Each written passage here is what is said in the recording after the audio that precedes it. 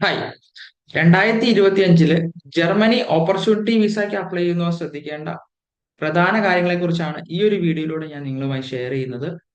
ഈ ഒരു വീഡിയോയിൽ ഇതിന്റെ എലിജിബിലിറ്റി, അതുപോലെ തന്നെ പ്രോസസ്സ്, ബെനിഫിറ്റ്സ്, അതുപോലെ തന്നെ സക്സസ് ടിപ്പ്, എല്ലാ കാര്യങ്ങളും ഞാൻ ഷെയർ ചെയ്യുന്നുണ്ട്.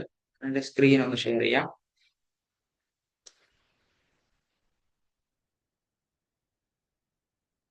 യെസ്.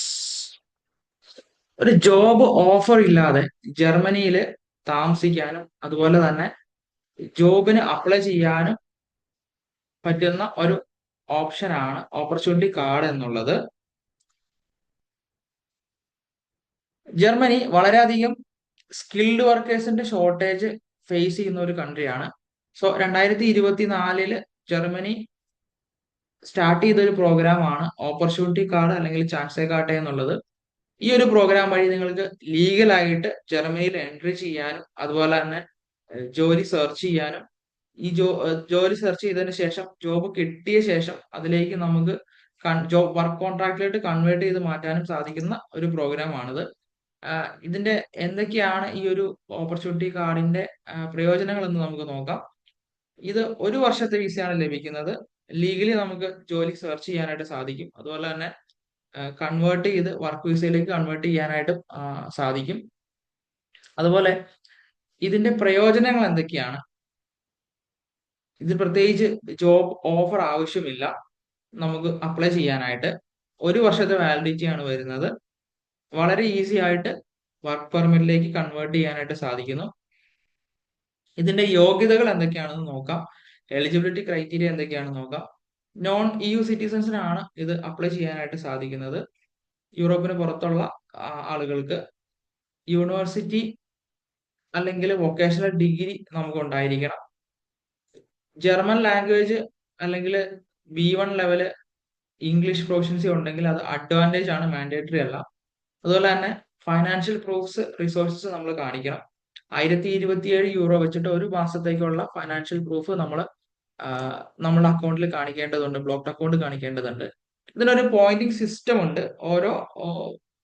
ഓരോ ക്വാളിഫിക്കേഷനും എത്ര പോയിന്റ്സ് വീതം ഉള്ളതാണെന്നാണ് ഇതിൽ കൊടുത്തിട്ടുള്ളത്. ഡിഗ്രി ക്വാളിഫിക്കേഷൻ ഉണ്ടെങ്കിൽ 4 പോയിന്റ്, നമ്മുടെ ഏജ് ബിലോ 35 ആണെന്നുണ്ടെങ്കിൽ 2 പോയിന്റ്, വർക്ക് എക്സ്പീരിയൻസിന് 2 പോയിന്റ്, സ്പൗസ് ക്വാളിഫിക്കേഷൻ 1 പോയിന്റ്, ലാംഗ്വേജിന്റെ പോയിന്റ്സ് തുടങ്ങിയ കാര്യങ്ങളാണ് ഇതിൽ കൊടുത്തിട്ടുള്ളത്.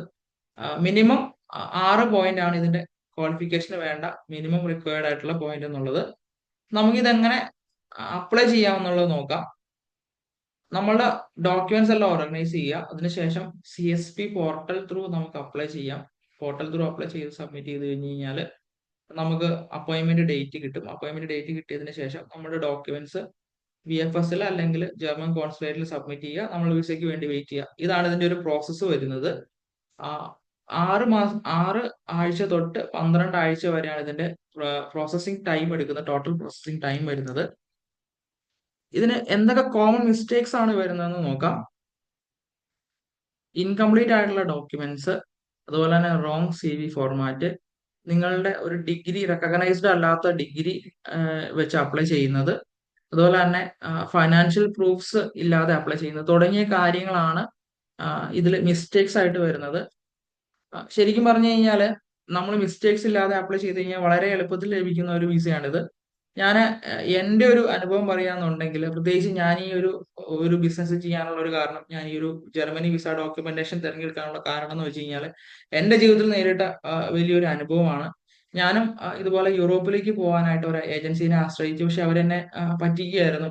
അതിനുശേഷമാണ് ഞാൻ ഈ ഒരു കാര്യങ്ങൾ കൂടുതൽ മനസ്സിലാക്കാനും അറിയാനൊക്കെ, വിസ ഡോക്യുമെന്റേഷനെ കുറിച്ച് മനസ്സിലാക്കാനൊക്കെ സാധിച്ചത്. ഞാൻ നേരിട്ട ഒരു പ്രശ്നം മറ്റുള്ളവർ നേരിടരുത് ഒരു എന്നുള്ള ഒരു ഇന്റൻഷനോട് കൂടിയായിട്ടാണ് ഞാനിപ്പോ ഈ ഒരു ബിസിനസ് ചെയ്യുന്നത്.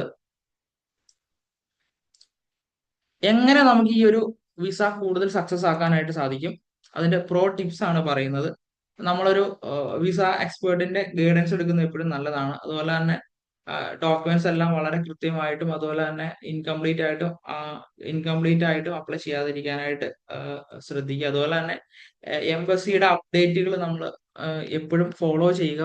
മെയില് കാര്യങ്ങൾ, അതുപോലെ തന്നെ എംബസിയുടെ വെബ്സൈറ്റിൽ ബാക്കി ഒരു അപ്ഡേറ്റ്സുകൾ ചില സമയത്ത് കൊടുക്കാറുണ്ട്. തുടങ്ങിയ കാര്യങ്ങൾ ഫോളോ ചെയ്യുക.